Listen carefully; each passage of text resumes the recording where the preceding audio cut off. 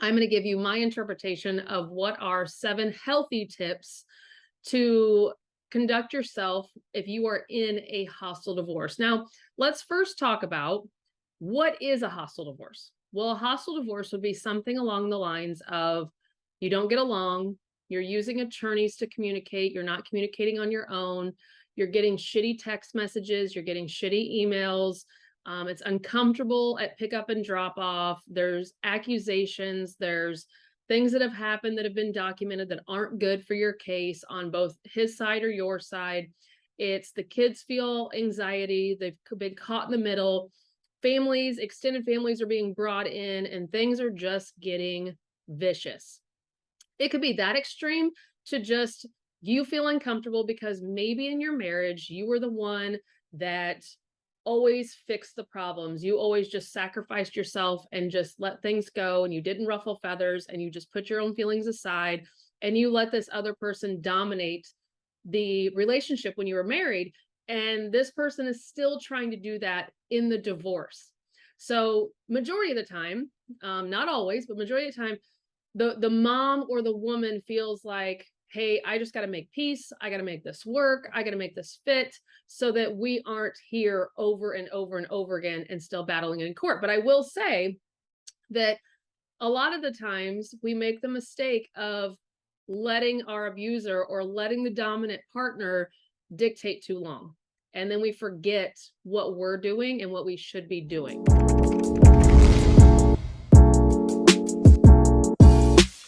These are my 7 tips in dealing with a hostile divorce. Here is my spin on where I see people making mistakes and how I feel like people could do better and kind of get to the end of the road a little bit faster. Not necessarily the end of the road of their divorce, but the end of the road of what they're dealing with and change how it is affecting them. Okay, so hear me clearly. This isn't tips on how to get through the divorce and get it over with faster. This is how to conduct yourself in a better way through this hostile divorce, through this shitty divorce. This is how to do that. So number 1, keeping it all business. Keep it all business. I want you to keep your emotions out. I want to talk to your ex like he is a coworker, like she is a coworker. Now, some of us have a pretty relaxed setting at work. Some of us may share personal things with coworkers. And I think most of us can agree we probably regret that decision. So we are going to keep it super professional. We are going to keep the verbiage and, hear me clearly, the body language professional. No middle fingers, no air blows, like no arms crossed and walking away, slamming car doors, shutting doors in faces. We are going to keep ourselves professional. We're going to try essentially not to get fired. We're not going to do anything that somebody could take to HR, aka the judge, and get us fired. So I want to make sure that we proofread things. We get ourselves ready for an exchange. We talk ourselves up on how we are going to conduct ourselves, what we're going to say, what we're not going to say, what we're not going to get pulled into. We are really going to work our butt off in making sure that we conduct ourselves in a proper way. And we're remembering at all times that the judge will hear or could hear or see anything that we're doing. So we are going to keep it classy, not trashy. No matter how bad the other side gets, we can't lower ourselves to conduct ourselves the same way because you will regret it. You will regret it later when you look back on this and you go, oh my gosh, like I sounded so bad. I fell into that trap. I fell for all those name calling things. I fell for all of the motions and the accusations being made towards me. And I fell for it. Hook, line, and sinker. I fell for that trick. Okay. So the other thing is you would never take your kids to work. So I don't want you to take your kids into this situation. This is a business transaction. I know when you were married, that was this relationship and you were doing things with the kids, but you're no longer married. You're splitting. And so we can't bring our kids into these business or divorce conversations or anything that would show aggression, hostility, awkwardness, accusatory comments, derogatory comments, defaming comments. Like we just can't. I don't care if the other side is. We can't. So keep it businesslike. to where almost the other side was like, why are they acting so different? Why are they acting that way? This seems weird. Okay. So keep it all business. Number two, document the shit out of everything. I think for me, one of my biggest mistakes was I thought, end quote, this will get over fast. I had an attorney, one of my very first attorneys, I went through three over the 8 years. My very first attorney said, Sam, just agree to this right now. I'll have you divorced in 6 months. And I laugh so hard about that now because there couldn't have been anything further from the truth. It was 2 years till our first part of our divorce was over, and then another 4 for a custody battle. So, and then in and out for 2 more years. It wasn't over in 6 months. It wouldn't have been over in a year. It wasn't over in 2 years. Like, so documenting at the beginning, I didn't because someone told me this is going to be 6 months. And in my mind, I was like, well, I can remember everything for 6 months. I can remember things that were said. I'll have text messages. I'll remember that, it was hostile at this point. I'll remember that this was a witness. I'll remember that I did all of these errands. I'll remember that I did doctors. Like, I'll remember everything. Fast forward 2 years into court, and they're like making me recall dates and times and things. And I'm like,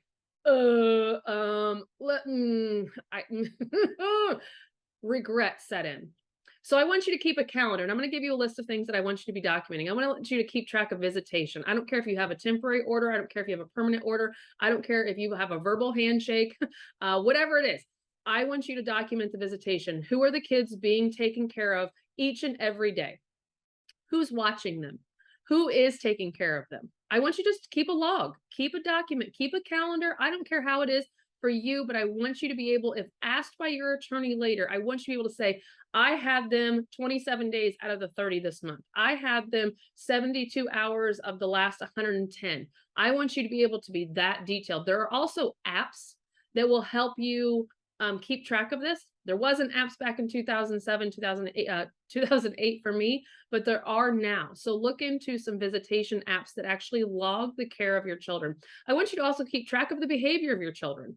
I want you to kind of be documenting good days, bad days, mood swings, lack of energy, hungry, not being bathed. I want you to really keep track of how they're doing in school on particular days. I want you to maybe contact teachers and say, hey, could you send home a red or a green sheet? Good day for green, red day for a rough day. And then you use that with your calendar and you will be able to see where was the child that morning? Where was that child the night before? And you have actual proof that their behaviors are acting up based upon the schedule.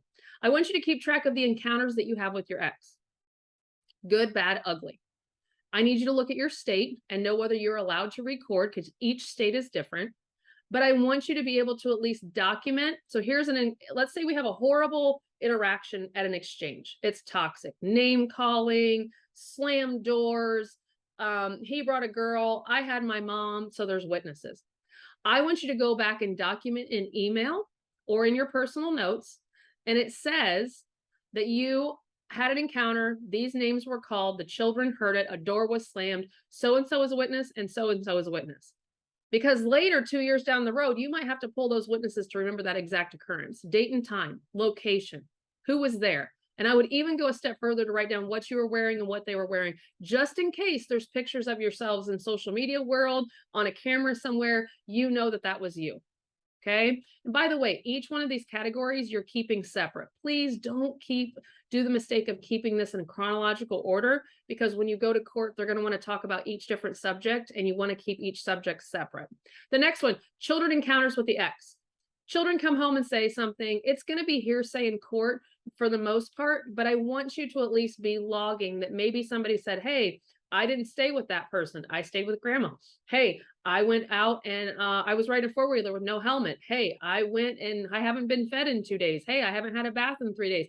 Just for your own personal knowledge, keep track of the things that the children say or behaviors that you see at drop off and pick up. Maybe somebody's not running to somebody. Maybe somebody's giving somebody a cold shoulder. Maybe somebody is crying at each exchange. So just keep track of those for your own notes and for your attorney. The other thing I want you to keep track of is medical, school, and extracurricular, all of it. What's happening with them at the doctors? What's happening with them at the school, as we mentioned before with the red and the green papers? What's happening in extracurriculars? Who's attending? Who's paying? Who's going? Who's supporting? Who's transporting? Details, you guys. I want you to keep track of the verbiage and the body language of your children, like I previously mentioned. The next one, any third-party information. And this can be toxic to your soul if you open the door for this. But I want you, if someone comes to you with information about your case, I want you to document it. And I want you to ask that person, if you have the balls to tell me this information, please know in advance that I will be subpoenaing you for information. You will be coming to court for me and speaking on my behalf. Okay. If you want to come into it, you're coming into it. Okay. And I'm going to have you there in court.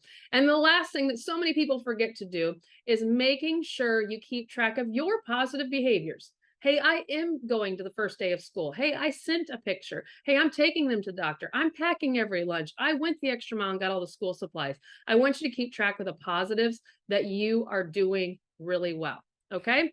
Tip number 3, stop being nice. Stop being nice. Stop being a fucking pushover and a people pleaser with your ex. You are in a hostile divorce. Otherwise, you wouldn't be watching this or listening to this. I want you, no matter what, to stop being nice. I'm not saying don't be respectful. I'm saying don't be a kiss ass. No matter what you do of being nice, it's not going to work. It won't change things, and it won't make your ex like you. You will get glimmers, specks, small specks of moments where you're like, oh, me being nice worked. No, it didn't. Smoke and mirrors. Smoke and mirrors.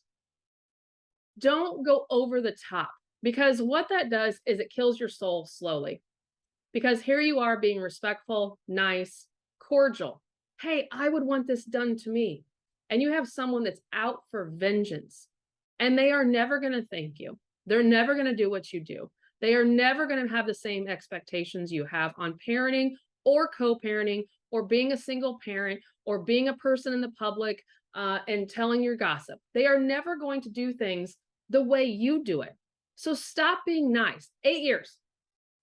8 years of being nice for no reason. I didn't get a thank you. I didn't get an okay. I didn't get a, I appreciate that. Let me do that back for you. Now, the last 7, I will say, yes. Yes. It is cordial. It is nice. It is sending videos back and forth. It gets there for some people, but not all. But I spent 8 years totally exhausting myself with trying to make it appear to myself, apparently, my children, and the community, and him, that it was perfect. And we were great co-parents and we got along. We were sending pictures and we were doing this and we were sending home extra art things and we were making sure he was involved, and it wasn't being reciprocated. And it was very confusing for my children why one parent was being super nice and one parent was being very hostile. So I would highly recommend just be respectful.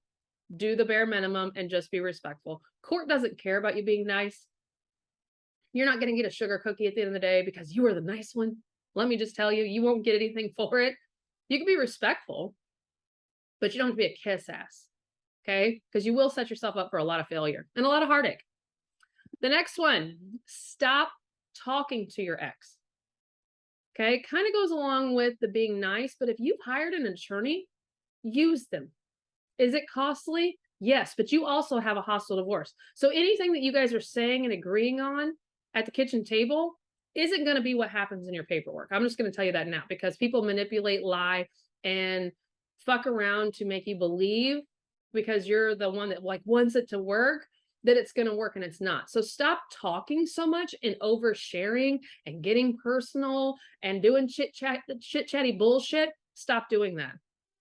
Keep it simple, Sally. Literally email and talk to your ex through email only. Use a parenting app or use your attorney. This whole like talking on the phone, and that doesn't work in a hostile divorce. It doesn't. Follow through with either using the app or email. And I have so many people say, but Sam, he just keeps texting me. I don't give a shit. I don't give a shit. That's you being paranoid that because you don't respond, you'll be held accountable in a bad way. No, if you've been court ordered to use a parenting app, fucking use it. If you want to only use email, then use email and respond to his text message with, I responded an email. I responded an email. Please check your email. Please check your email. Per our agreement, check your email. I'm not engaging in a texting world where they just changed it, where text messages can be deleted. And I know you can probably prove that someone deleted. I don't even want to have to fucking worry about that. use one of the parenting apps, court order it, or use email only. And as I mentioned in one of my TikToks the other day, make a new email that's purely for your ex and your kids' shit. That's it. It's not for Hulu, not for Amazon, not for your eye appointments. It's for just your children and your divorce, to where you purposely only have to check it when you are in a good space to check it. Word to the wise, especially in a hostile divorce. So we're not responding to text messages or phone calls. And if ever, you guys, if ever it does happen that you get caught up, you get caught up and you answer that phone and it goes haywire, or things get said, or plans get changed, I want you to always follow up with an email. Per our verbal conversation on the phone, where you called me at 9:30 in the morning on Tuesday, we discussed these three things. It got heated. You said these three things and I hung up. Now he's going to respond most likely in email, his version of what happened. But hey, more documentation, more proof to when you're up on the stand that you can use those emails because you logged what happened and he gave a response. So always go back to email and apps. Okay. And remember, all this verbiage back and forth, unless it's signed by a judge, you can stand at your cars and agree on something. But most likely when you take it to your attorney is going to say, no, we're not doing that. That goes against what our parenting plan says. I can't believe you talked about that with him. And you're going to piss your attorney off. So if you are in a hostile divorce, use your attorneys, use your parenting apps, and use your emails. Stop talking to your ex, because most likely that's what your ex wants. Your ex wants to talk to you because in the marriage, it was easy to talk above you, talk down to you, keep you in a box. And so they will try to still do that in this divorce. So the talking, sometimes you have to put a boundary up that I'm not talking to you. Everything will be through email only. Okay. It's a good way to protect yourself. The next one, my best one, lower your expectations. Expect the worst in every situation. I went into mine 6 months. Oh my gosh, this is going to be like the best divorce ever. We're going to be done in 6 months. I think it's a fucking joke. That was a joke. There's no way that was going to happen with who were the players? Me and him. And I picked the wrong attorney at first. Then my second attorney was number 1 in town. His attorney was number 2 in town, or vice versa. We'll argue to the death of who had the bigger attorney for our whole county. We got number 1 and number 2. And then it went through a whole bunch of his, and then I went to my best one at the end. But the expectation was I was going to be done in 6 months. Oh, how that was not right. Okay. And then, so just because it's what you would do, they won't. Just because you would never do something, they probably will. Just because you think it's wrong doesn't mean they think it's wrong. Just because you put your child first doesn't mean they will. Stop putting your expectations on your co-parent. Kind of like in the marriage. You expected when you said, take the garbage out. That means like in the near 7 to 10 minutes, not tomorrow morning. When you said, hey, I need help, you expected somebody to jump up and come help you, not, oh, well, you didn't tell me what you needed help with. You expected, hey, when I go to bed, I'm expecting to sleep good, not you bother me and snore and wake me up early with all the lights on in the morning, because that's not what I would do to you. You have different expectations. You probably did in your marriage, which was a result in your divorce. The same thing is going to be true. I think this is the biggest falsehood that people go into, is that we will be respectful. We will treat each other with kindness. We will end up co-parenting great. No, you won't. If your divorce is going ugly, you are not going to be co-parenting. You won't be. You won't be. So stop putting your expectations on your ex. What you should be doing is putting all of that attention and pissed offness that you have and the energy you're giving that you can't believe they're doing that. You can't believe this is happening. You can't believe he said that. You can't believe he did that. You are just like, what the fuck? All the time. Take all of that energy and put it into your kids. Stop caring so much about what the fuck he is doing in this example. Stop worrying about your ex and his new girlfriend, or his late hours, or him having his mom watch, or him not brushing their teeth, or him not packing the book bag properly, or him letting him wear the same shorts they did yesterday. Stop worrying about all that and focus all of your attention on your children. And be completely content with your children and you your relationship and worry less about what he's doing. And you will save yourself a lot of therapy appointments. Let me tell you. Okay, getting here at the end, be okay with parallel parenting. I had a mother the other day message me and she said, I feel like I'm on the path to parallel parenting. And I typed back, sister, if we're already talking about it as a possibility, you probably should have been doing it years ago. Parallel parenting is okay. It is becoming the new norm because with what's going on with the world and kids and electronics, I'm 43, just to date myself. This is the generation I come from. People don't have a lot of coping skills anymore. People need instant gratification. I need you to respond. I need you to give me what I want, and I'm going to flip out if I don't get it. And so co-parenting doesn't always work for everybody. And so you have to go over to this path of parallel parenting, which will be one of my next lessons that I'll give on what is parallel parenting. How do I do parallel parenting? What does that even look like, Sam? That'll be next week. But I want you to be okay with it. It's not shameful. You didn't fail. It is what it is. You're stuck dealing with somebody that's toxic. I think you look more silly when you are trying to beat a dead horse to work with somebody that hates your guts. I think you look more silly doing that versus if you're just like, recognize what you have. Okay, I got a hostile person that hates my guts. He's bitter, hates me, hates my family, thinks that he's going to go find a new mom for my kids. You know what I probably should do? Over here, I'm going to just keep track of this child, and that's it. And I'm going to parallel parent the shit out of this relationship. This is your new life. It sucks. And it is embarrassing for people to be like, man, you guys don't even sit by each other. No, we don't. It's what's best for us. I mean, do you guys even talk? Not really. We use our devices to communicate about the children, and we do just fine. You know, we have our meetings when we need to. People will be interested, in your story. And it's another business. So if you have to parallel parent for 8 years, then do it. Maybe it's 6 months. Maybe it's forever. But remember, by trying to co-parent so hard sometimes, your child is watching you get battered and abused and mistreated, and they wonder why you keep going back for more. Hear that clearly. By you going to someone that's treating you so hostile and makes the environment toxic and hostile and damaging not only to you, but your children. Your children are watching you. But then later you're going to try to teach your children that, hey, when someone's not nice to you and mean to you, walk away. Don't go back for more. That's on them. So you're kind of being hypocritical by telling your child to walk away from that situation when you can't do the same. So really think about what your children are observing by you trying to force co-parenting with someone that doesn't want to. And they'll be okay with parallel parenting. My kids were okay with, they knew we weren't chum. They knew it. Be okay with not having that fairy tale divorce. Be okay with not being great co-parents. Be okay with not getting along. Be okay with it being cold and ugly.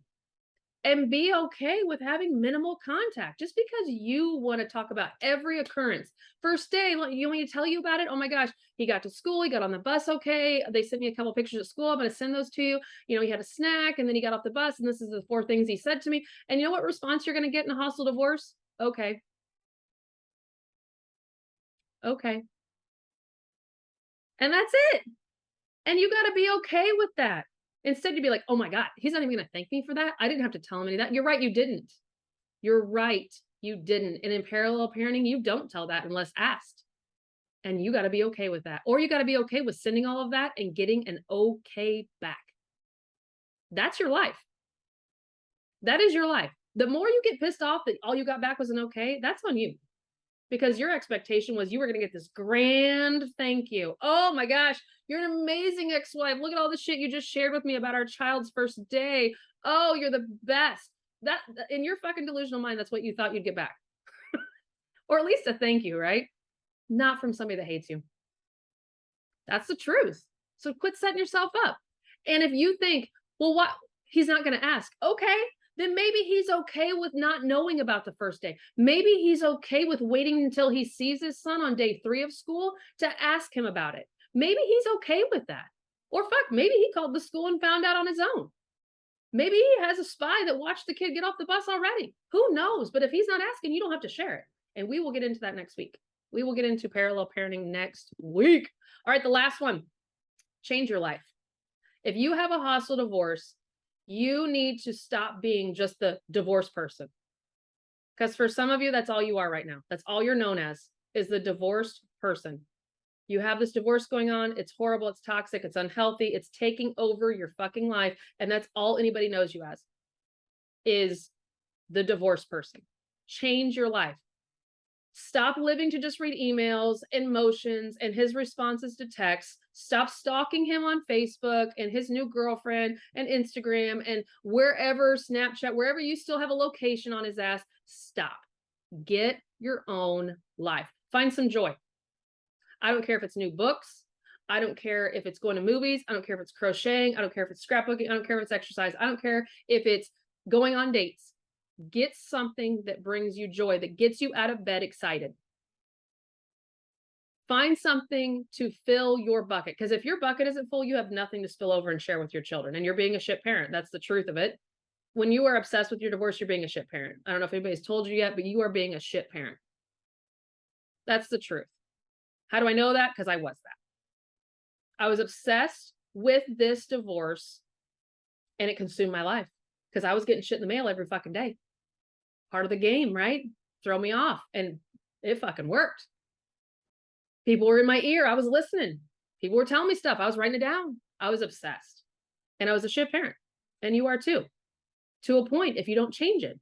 When I found exercise, when I found the MLM that I joined back then, I'm not in it now, but when I did, it changed. I had people, I had everyone around me going, holy shit. Like, she's awesome. And I was like, ooh, shit, I am kind of cool.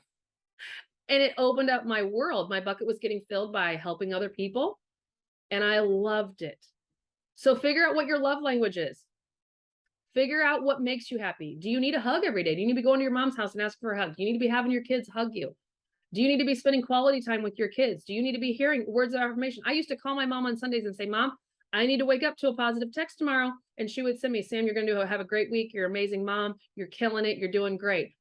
That little bit of encouragement, words of affirmation filled my bucket. I needed it. So figure out what your 5 love languages are and figure out what one yours is and get it every day. Fill your day with things to do and don't have free time. You're not allowed to have free time right now in your divorce. I don't care if you go into deep fucking cleaning of your house, super organizing with containers, being a part of a group, leaving the house. Downtime is bad time because downtime leads to divorce time. And then you obsess and you talk and you obsess and you talk. And now you're a shit parent again. So fill your day with people, animals, things you love, but you're not allowed to have free time right now. Keep yourself so busy that you don't have time to obsess. And to get that done, you may have to ask for help. You just might have to ask for help from friends, family, coworkers, strangers, neighbors. I don't care. But fill your life, change your life. This divorce, when it's over, you got to be somebody. And when it's over, I don't care if it's a year from now, 2 years, or fucking 8 like mine, you got to be somebody. And who are you?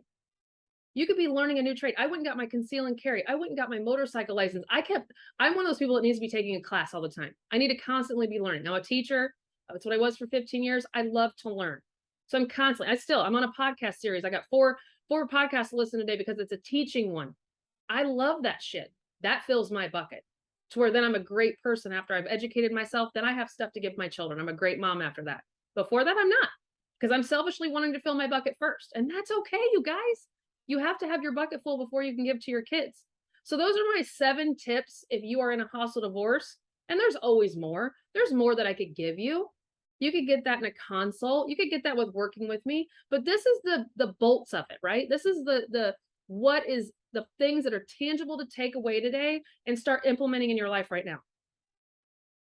If you have any other questions, if you have specific concerns in your divorce, reach out, book a consult.